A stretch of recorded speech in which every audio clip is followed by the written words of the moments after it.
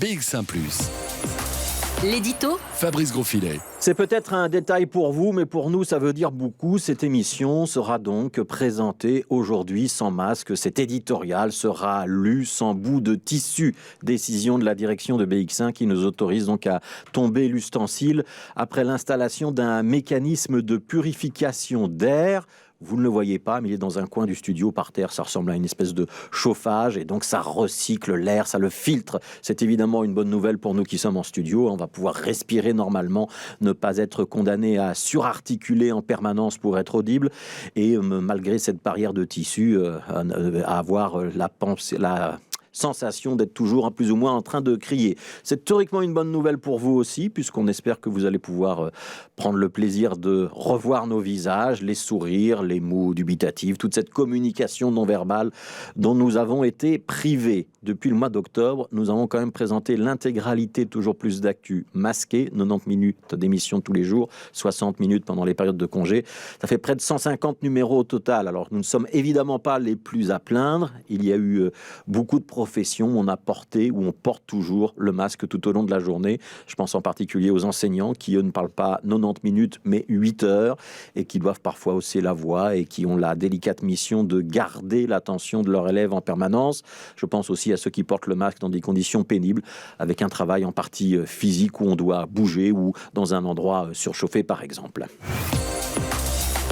Alors cet assouplissement textile propre à cette émission s'inscrit globalement dans une tendance qui va vers des assouplissements en général. On tombe le masque dans les médias, on a rouvert les terrasses, vous le savez, on rouvrira d'autres activités en intérieur dans une quinzaine de jours.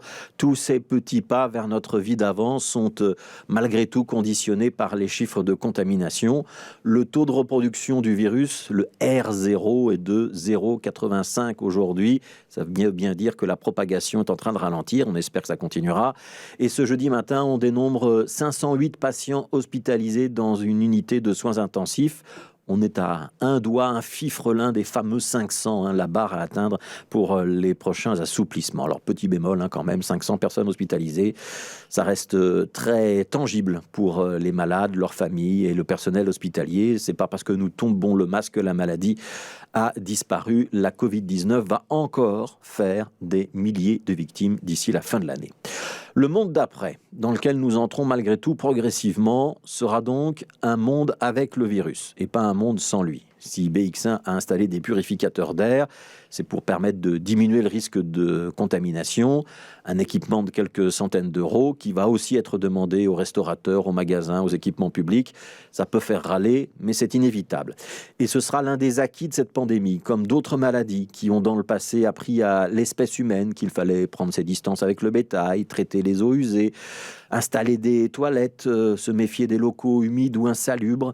La Covid-19 a donc attiré notre attention sur la transmission par voie aérienne. Les masques, les purificateurs d'air, la distance, tout ça va donc rentrer dans nos habitudes. Dernière précision pour BX1. Nous tombons le masque en studio. Nous continuons de le porter dans nos déplacements à l'intérieur de l'entreprise.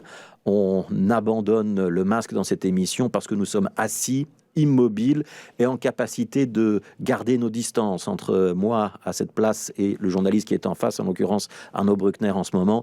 Il y a plus d'1,50 m. C'est un rappel pour tout le monde. C'est pas parce que la vaccination progresse que les mesures de distanciation doivent soudainement disparaître. Toujours plus d'actu sur BX1 +.